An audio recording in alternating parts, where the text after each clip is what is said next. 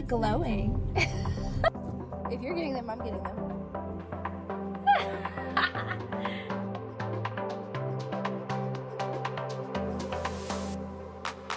Hi, hello, and welcome to the Bookish Life. I'm Jess. And I'm Tori. And in today's episode, we're going to be chatting all about House of Flame and Shadow by Sarah J. Maas. Yes, it's been officially a week. Yep, today's a week that it came out. Oh my gosh, we both read this entirely in one day. Yep, it was exhausting. We finished at 1 a.m., so. Mentally, physically, and emotionally, it was a lot. It was. Because I was talking to my sister about it. I don't know if you read, you, visualize the book in your head. That's what I do. So it's just, I was in that world for literally 24 hours. Yep. It was. I had Rune and Lydia dreams. I did not. I did not have any dreams, but. Oh, I love them so much. But we filmed an episode all about our theories. But we were totally wrong. I don't think we were right about anything that we said. I will say, I think I was right about one thing. But I can't remember if I said it in the podcast episode or if I said it after. What was it? Lydia being a descendant of Aelin. When did you say that? Maybe it was on FaceTime with you. I don't remember when I had that thought. I was like, no, she reminds me of Aelin. Oh, okay. I mean, but they don't look alike. All the other people are looking alike. And I mean, so I think it was kind of obvious that Rune and Rhys were related somehow. Yeah. But they were the only people that we were told were related. Yeah. But we're getting ahead of ourselves. Do we want to say what we rated it? Yes. So just disclaimer, full spoilers. We're going to be talking about spoilers for Crescent City, for ACOTAR, and maybe even some Throne of Glass stuff now that you are in Throne of Glass. I'm not going to say anything. You're just going to tell me what the first two books that you were reading and what has been talked about. Okay. Because I've already been spoiled for the series, but I'm only a book and a half in. Yeah. Our ratings. 1, 2, 3. 5 stars. For sure, 5 stars. Compared to there's not a single slow moment in this book, in my opinion. And a lot of people I've seen had critiques, said it's too info dumpy, but I thought it was done so well that it didn't feel too info dumpy. And I saw someone said it didn't have any romance in it, and romance fans were not going to like it. And I was like, that is a complete lie, because there was so much romance in here that I was obsessed with. Well, not sex, but yeah, I think sometimes people only equate romance to sex scenes, and that's not true. No.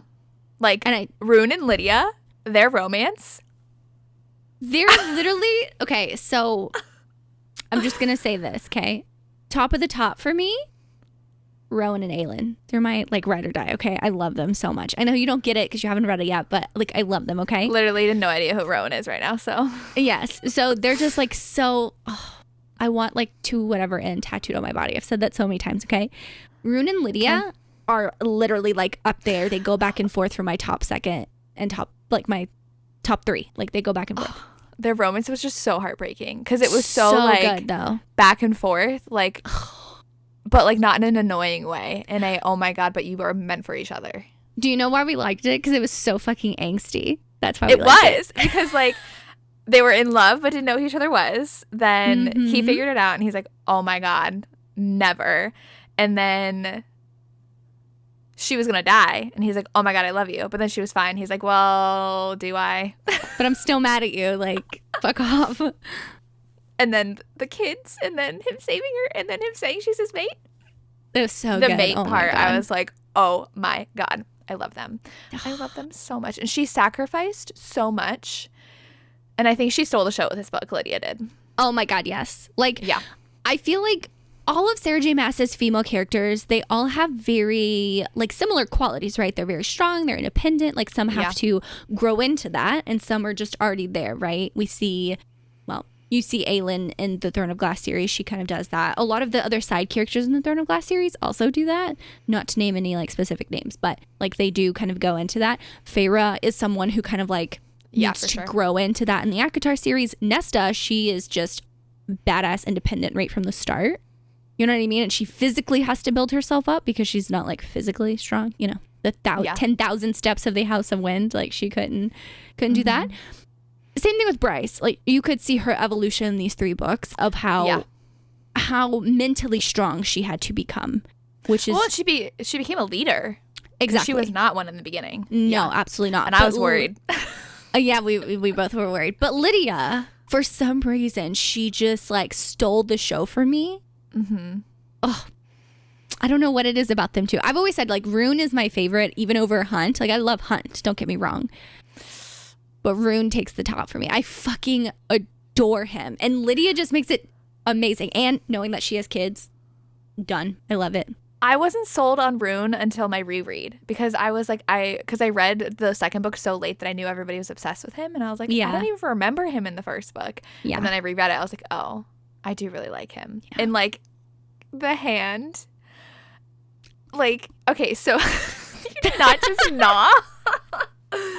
So like going into this one, we figured Rune would not die because she's like, Sarah J. Maas said he just like goes through it, right? I don't know what the characters in the Throne of Glass series go through. I know she like puts them through things, but literally there were so many moments where I literally just sat there covering my mouth like, is this happening right now? And so he's like, why don't you chew off my hand? And then Baxian's is like, Baxian? Mm-hmm. Okay, you listen to the audio, so I don't know for sure how to say these names. Baxian was like, it's fine, I'll take on the burden. Chew his hand off, and then they come in and they can't even like escape because they chewed his hand off. Like it was literally for nothing. Literally nothing. The best thing though, the best thing out of that scene is the TikTok. Jokes. The TikTok I sent you of the cups just swinging back and forth. Do you know the TikTok I sent you? Yeah, and then did you read the comments? Yeah. They're all so hand funny. Jokes. Oh man. Yeah. You know the funniest? I watched a lot of vlogs, okay? Like obviously because I've read it in a day, like when people were putting their vlogs, how I watched them.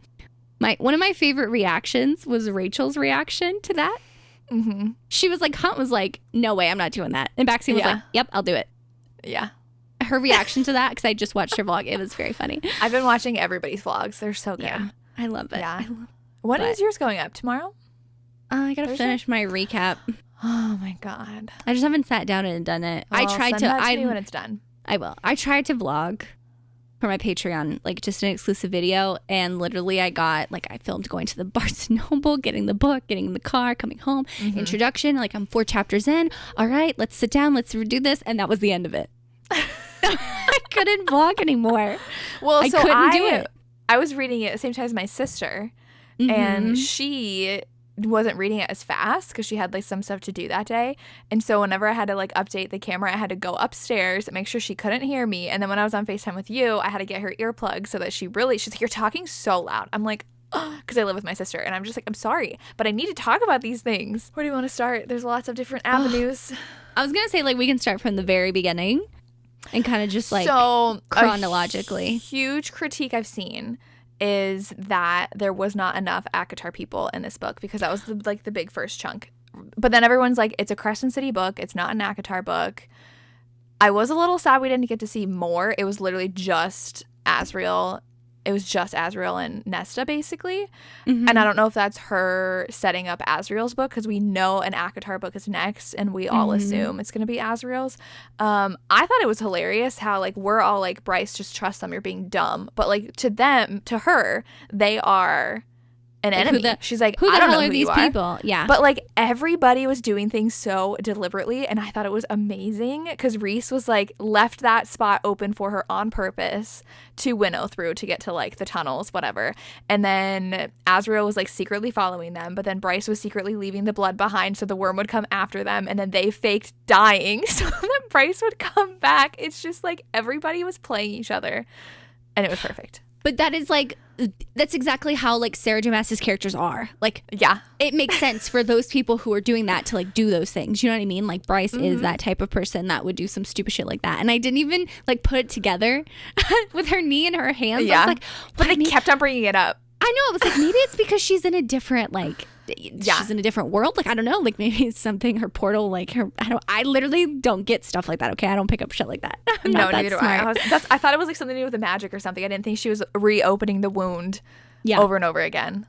Yeah. So but I will say, I was watching Rachel's vlog. Yeah. Rachel said it really, really well that a lot of people say that like, oh, we didn't get to see ACOTAR people as much. And I'm like, She said it was a crossover. It's not a merging of series. So, because of that, of course you're not going to see all the characters all the time. And don't get me wrong, did I want to see more of Nyx and Rhys and Feyre? Absolutely. But that's me being like selfish because I love them. But I love that we got to see actually way more about Azriel in this than I feel like any of the other ACOTAR books. That's why I feel like he's next. And it ended with her giving the swords back. Oh, yeah. So. But she gave them to Nesta, not Azriel. But Nesta just had a book, so it's like she can't. But like they talked about that tattoo on Nesta too, and I was like, is Nesta gonna get another book? I don't know. I literally don't know what this woman's doing. I could never guess. Because we have 3 Rhys and Feyre books. Well, technically just 3 Feyre, because Rhys isn't technically the first book. Yeah. And then 1 Nesta. What if she does 3 Nesta? I don't know. I just feel like it wouldn't be with the romance though that between Rhys and Feyre, it really kind of like existed over all of those books. That's true. But with Cassie and Nesta, they really got like their HEA. That's true. So I don't know if she's actually going to do that, or I really think that Nesta and Azriel are going to have to work together more because they were the only 2 that really interacted with Bryce. So she'll just be a huge part of the next book. Yeah, just if like it's not how about her. Exactly, just how Gwen and oh my god, what is the other person? The other girl in Nesta's book. There were the 3. Yeah, I don't remember her name. There was like that was a huge part too of her like the women being. Well, it'd be interesting if it was similar to Crescent City, where it follows a bunch of different POVs instead of like focusing on. Yeah, because I think I told you this, how it's interesting with like the ACOTAR series. It's like the couples are each book. Like it's very much and a Feyre not and the Rhys. same to her other series. Throne of Glass, like you'll follow at one point like so many POVs, kind of like how Crescent City were following like 3 or 4. Don't get me wrong, Therian and Ethan. Why the fuck did we get their points of view at like literally the worst times? The worst times, okay? But also, they're like the only storylines that were left unfinished. So I was like, is the next book gonna follow only them? The points of views that we like did not care about. I think that Ethan's was most frustrating because like it was just set up obviously that you knew he was going to be the prime or the alpha or whatever, and it just took so long to get there. And you're like, stop making dumb decisions. It's obviously you. Like, come on. Yeah. His is just more of like, I felt like she was throwing it in there because people would have questions about Ethan. Like, oh, what the hell is this boy doing right now? You know what I mean? Like, what is he going through? Well, and his definitely tied into the whole Jessica House of Flame and Shadow plot line. That was important to tie into the end. Yeah. Therian, and Hypaxia. Hypaxia was with him a lot with the antidote. Yes. So but I don't think Therian mattered. I don't know what the fuck she was doing with Therian. Therian is literally like the captain of whatever. Captain of what? Well, like Captain Nothing. I thought he would have to do with the River Queen or what was the other queen? Viper? The river. Who's the one that has the boats? Oh, the ocean. Like is she the Ocean Queen? Yeah, she's the Ocean Queen. Is that her name?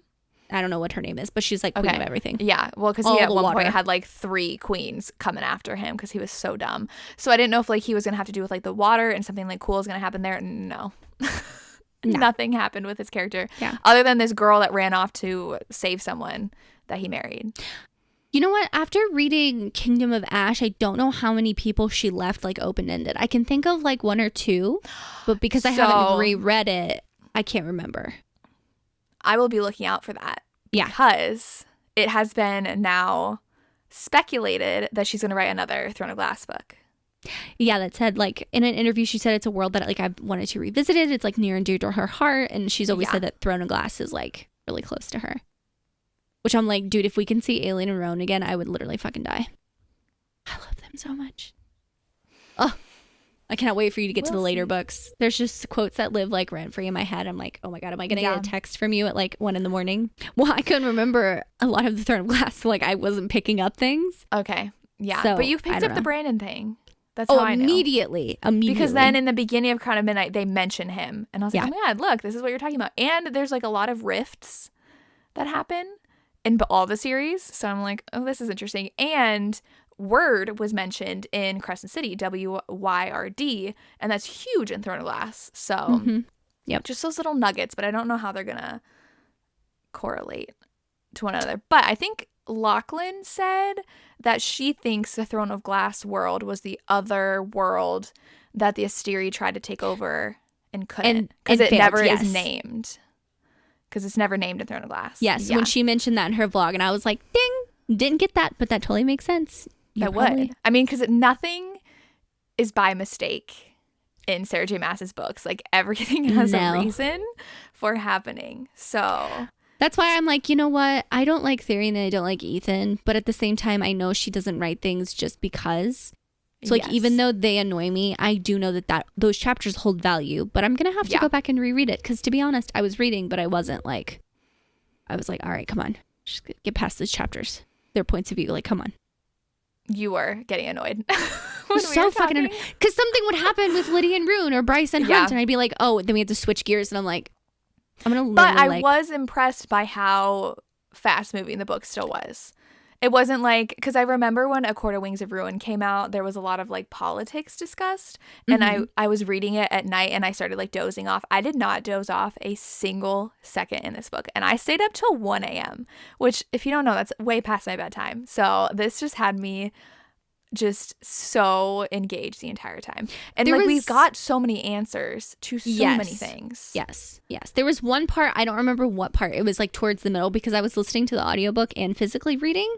So I was able to like shut my eyes for like a second and still listen, you know what I mean? And then like check back in. So that was the only part, but then like it was really right in the middle. And I honestly, it was probably Therian's parts. That's probably what it was. It got a little slow. Like, I loved how Bryce, I was going to say, like, once Bryce comes back and they're just like on the ship for a little bit, it's a little slow there. I think that's the part I was starting to doze off on because it slowed down just a second. You're like, okay. Yeah. Like we're safe type of a thing. Yeah.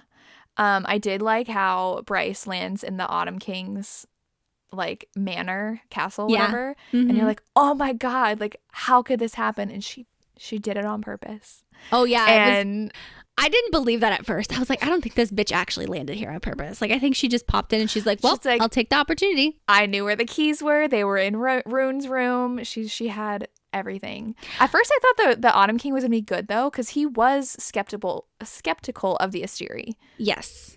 And I was like, oh, is he actually going to be on their side? But it was like, no, they just took him out, which I love that Rune got to take his dad out. I love that. Yeah. It was a lot of... I don't want to say closure, but there were some things that each character I feel like it was. That's a good word for it. Yeah. Like with Rune killing his dad, like it was a very much a good closure with Bryce. Oh, what did she do? Oh my God, what was it? I feel like she got closure. I think it was with her dad, like with the Autumn King, how she was like, I'm also fine with it. Like, I'm fine with him. Like, he can die type of a thing. Mm-hmm. Yeah. Yeah. Well, now like her mom's safe. Like, so she never has to worry about that. There was just so many. It was like literally from page 1. There was like nonstop throughout the whole thing. Like there's so much. But also like with Bryce being, she shocked me a lot in this book. I keep thinking that she's just like this party girl, right? Like it takes time for her brain to like work like Danica's. You know what I mean? Like Danica hit a fuck ton from her. But also I'm happy that we didn't have Danica being brought up all the time in this book. I was happy she was finally barely mentioned, except for Baxian, who I felt so bad for because he had to watch all these people find their mates and fall in love. And he's like, literally, my mate's dead. And then his tattoo with her handwriting got all like ruined too.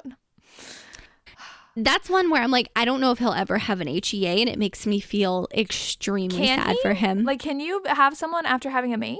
I don't know. Like, I don't know if you might be like capable of feeling love and affection for someone, but I don't know. A mate level. Yes. I don't know if it'll be that because it's something we've never explored before with any of the characters. You're right. I don't think any of them have lost a mate. Mm-mm. But I have seen the critique that they said it like there weren't enough stakes, like not enough people, like nobody died in this book. But someone I saw made a really good point is that we had so much grief from book 1. Like there was so much like immense loss from book 1 that has carried over. Like I have cried in every single book about the same characters every book. And it's very annoying. But like it's just that grief that's carried over through all of them. Like we don't need more people dying in this book. Because and Bryce technically died, so. I mean, yes, in book 2. Yeah, and then she almost died in book 3 when she got like... No, she did die in book 3. And then Jessa traded her life for hers. Like she was in the afterlife.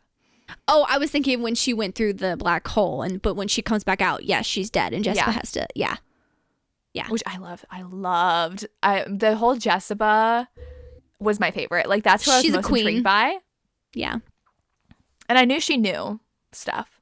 I find it interesting, though, that she's been around for so long because she was one of the priestesses. But it also makes sense of why she is so protective of the text Knowledge. that she has. Yes. Yeah. And it's one of those things rich. where it's like, well, that too. But like, knowledge is power. It's like that is her whole thing. I have noticed like a lot with Sarah J. Maas is that like books are always so valued because like even in Throne of Glass right now, like they're exploring the library a lot. And like, I'm just like, I love that. And the library in Silver Flames, like books just always are all so important. So yeah. But like she set everything up. Jessica did. She set House of Flame and Shadow up. She was like, okay, I'm good. Bye. Like she was like making these plans to like whenever she was ready to go. I feel like in her head she was like, Bryce is gonna fuck up somehow, okay? Like she's gonna fuck up and she's gonna die and I'm gonna have to be there. Like I think she knew at some point, like when it came down to it, Bryce would be someone, if she had to, she would trade her life for. Because while she treated Bryce with this like nonchalant, like, you're my assistant, get back to the office, that is her way of like tough love, like showing her love in a way that's like, you're valuable to me.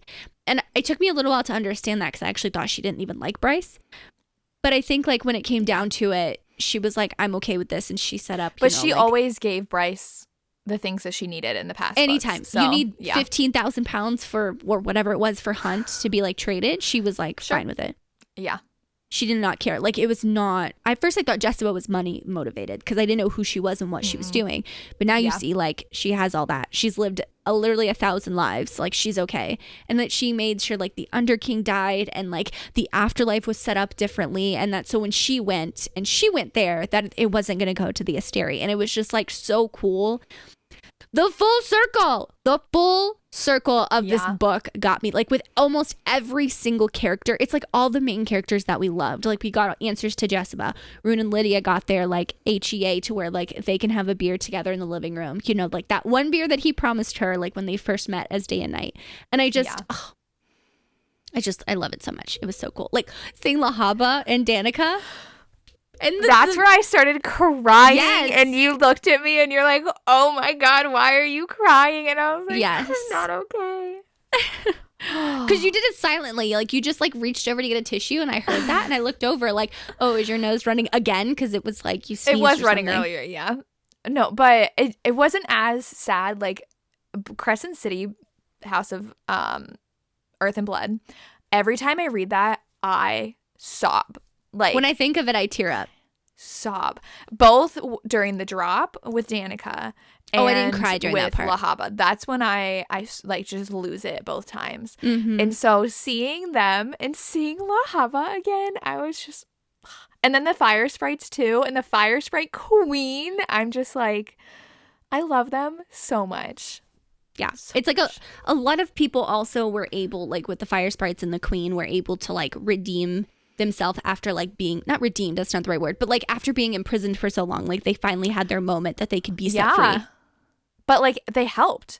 Like the fire sprite queen, she was in captivity for so long and she helped so much during this. She helped, like that was the only reason that Lydia was able to escape with them. Yes, and she didn't even have to do it. She was free and she did it. But she's also an open-ended story character. She left. Yeah, and the fire sprites went with Bryce. Yeah. They're so cute. They're so cute. God. Yeah. I love them so much. But I will say, the part that shocked me the most that I was not expecting was honestly like not the Asteri being defeated, because I had like a feeling they were going to be defeated in this book. Like it's been like worked up to, like, I don't know how, obviously, okay? But this whole thing where she opened up this black hole thing to where like they have to get like, I could just see it playing like a movie in my head. Like I can close my eyes and picture how she wrote it. And that takes like a lot of skill from an author, because not every author can do that for me. Yeah. But like the way that she was like almost sucked in and then Hunt had to pull her back out the first time. And Hunt was like, fuck. What? The goosebumps I got. Oh, yeah. Like literal goosebumps when he got that armor, and it was Shahar? Is that how you say her name? And it was Shahar, her. yeah. That was in the mech suit? That was another full circle moment. I was not expecting that because I felt like he left that in the past. Like he kind of like worked through it in his own way. Do you know what I mean? And I thought like, oh, it's fine. She's not going to show up. But when they were in like the Crystal Palace or whatever it's called, the Eternal Palace, they've used it both.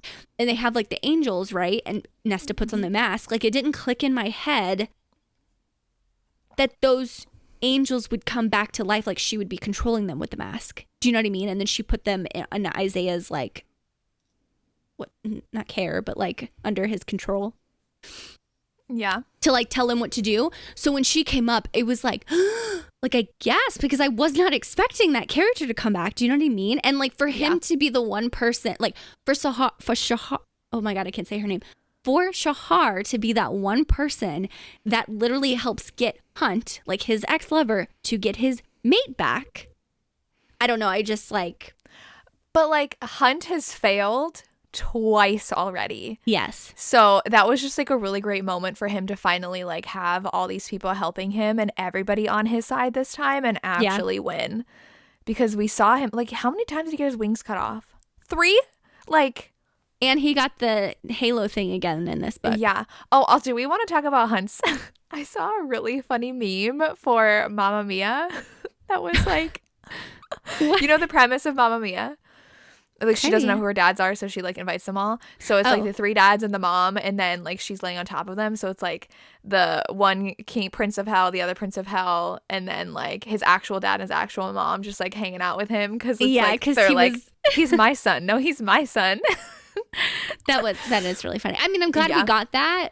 I felt like that was, I mean, if I'm being critical, like a little lackluster. Like I wanted him to be like more powerful, but I think like him being literally made for Bryce and then turning around and becoming her mate, that wasn't planned. But I like that part. Well, I do think there's unexplored areas of Hunt's power because like they used it to bring back the Hound. Yes. Harpy. Harpy, yes, one of the H names. But like that was just brushed off so quickly. Yes. He's like, oh, he took my lightning, and then she did show up. Yeah, but I'm like, she was killed, and we moved on. I was like, but how? Are we gonna be using Hunt's power to like bring back people? Like, but she wasn't actually brought back. It was like being brought back by the mask because then she got to use the mask to like destroy her. Yeah. So, because she had like it was like a void. Like it wasn't actually the harpy. Like she was different. Yeah. Having all those people back Hunt in the black hole, like holding it open. That's where I cried. I know. When they were all helping him.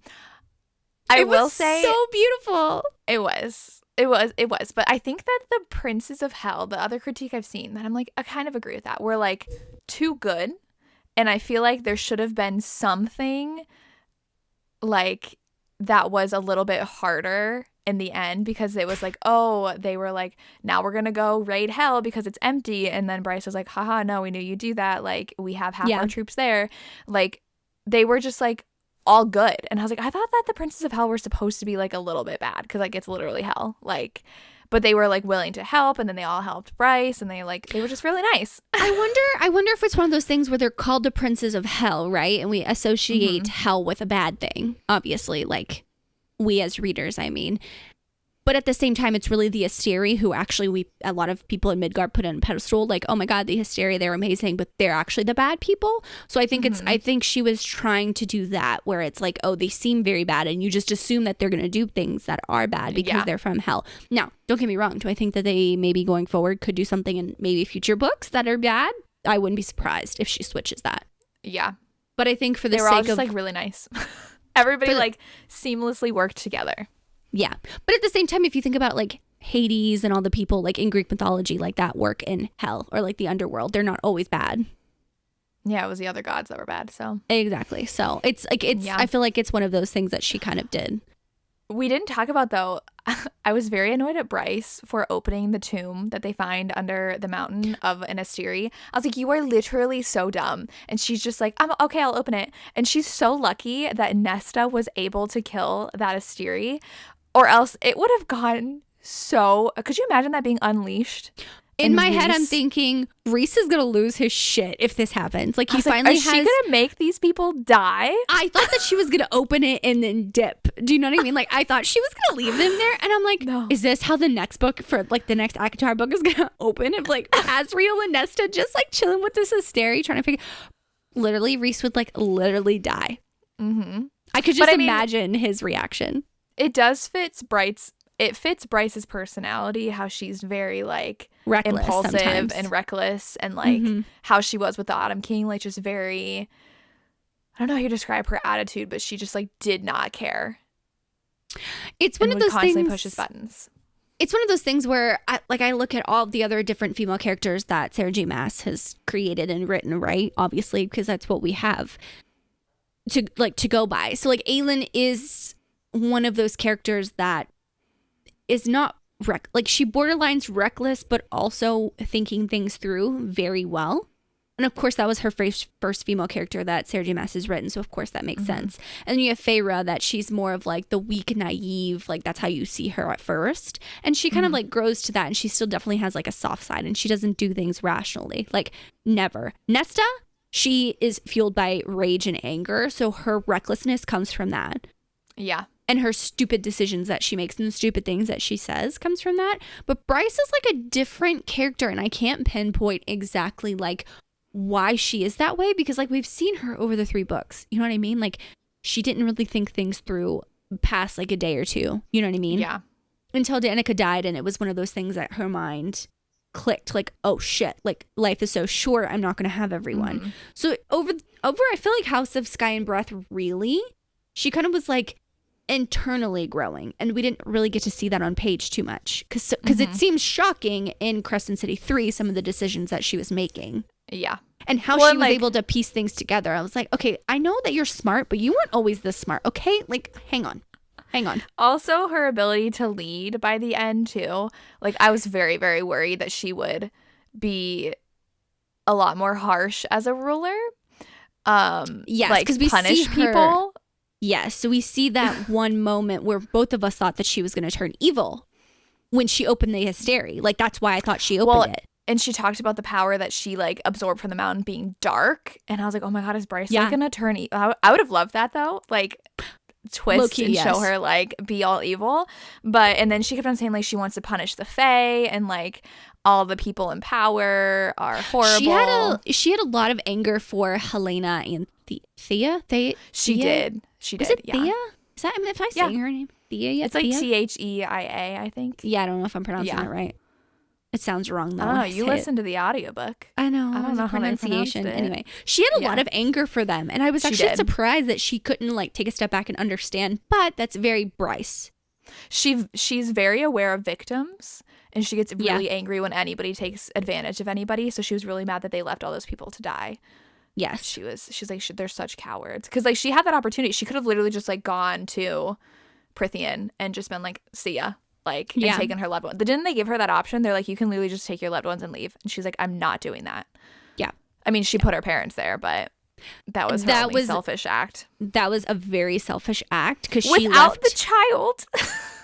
I was so shocked. I was like, all right. Like, I guess that's fine. And the mom was even like, how dare you do that to him? Like, Ember was like, well, why would you leave us?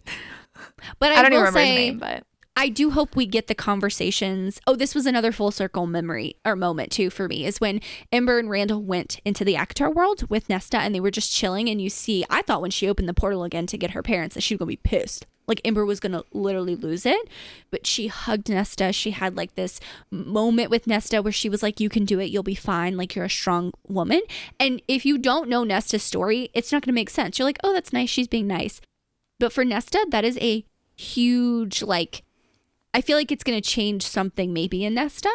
Do you know what I mean? Because like having that motherly conversation, because you know how Ember is. I just feel like that was such a pivotal moment. And I really like that. And how Randall was like talking to Reese about being an overprotective dad. And I'm like, oh my God.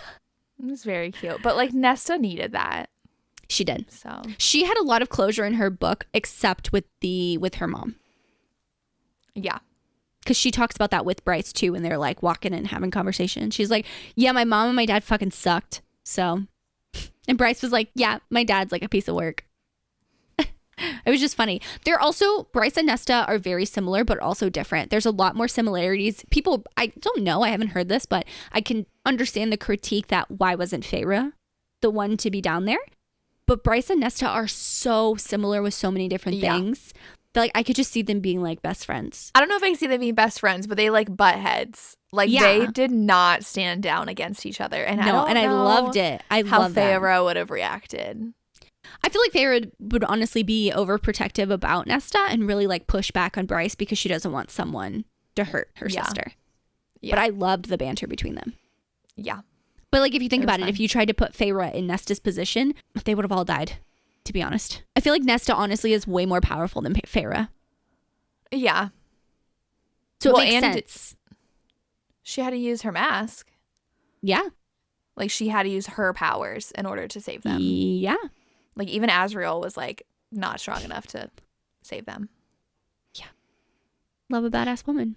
But it's interesting, like speaking of Azriel, the way that they have used their powers and been able to like harness their powers and figure it out, how that can affect the Crescent City world now. Because first of all, they have access to their powers now, which was really cool. They're full power. They're full 100%. Like elemental magic too that they didn't have before.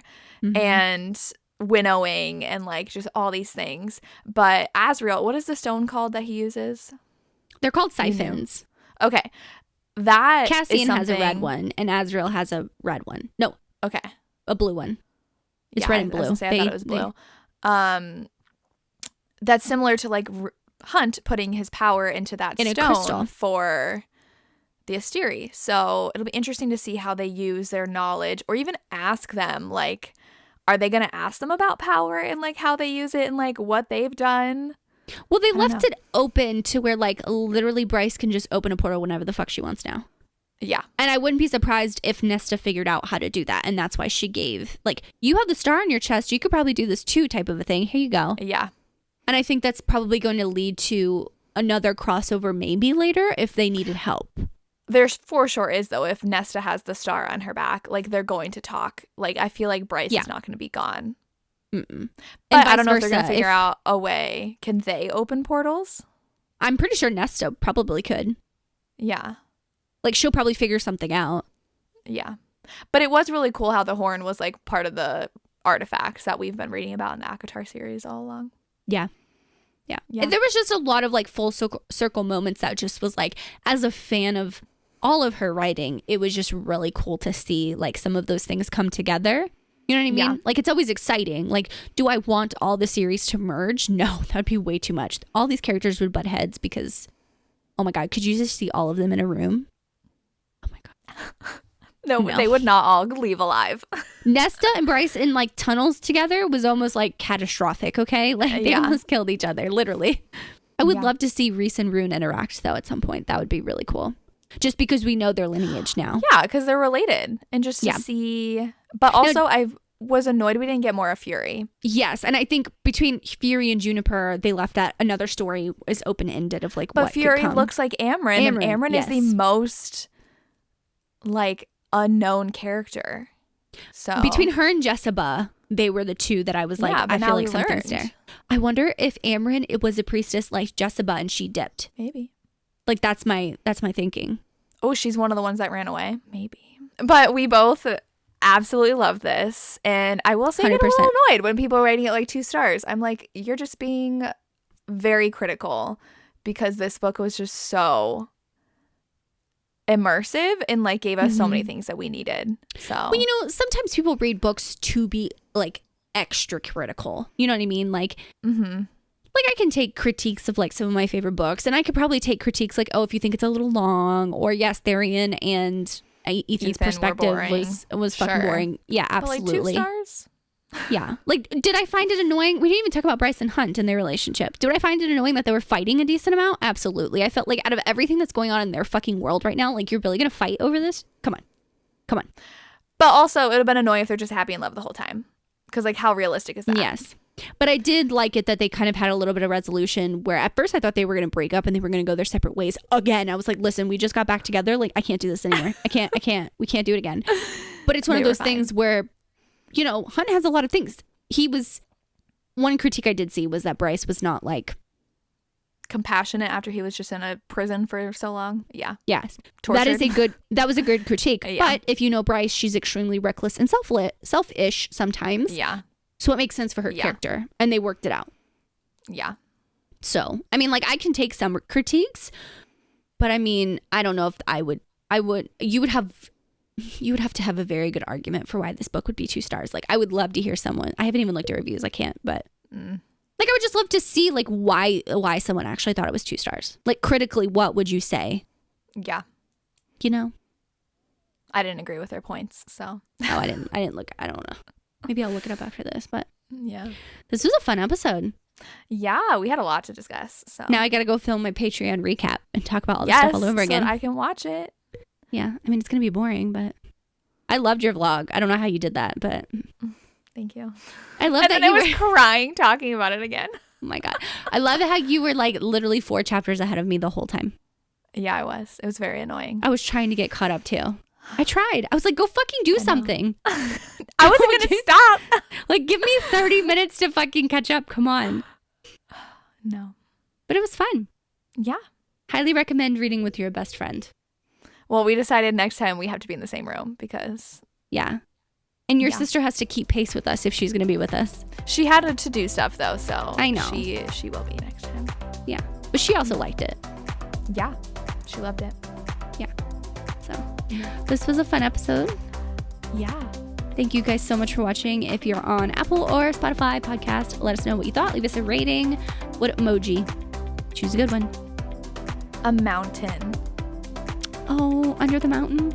That's cute. Like the prison that they had. Yeah, that was a good one. I didn't say flame again. Good job. 2 times in a row. Good job. Thank you. Thank you so much for listening. We hope you enjoyed our bookish life, and we'll see you next time. Bye. Bye.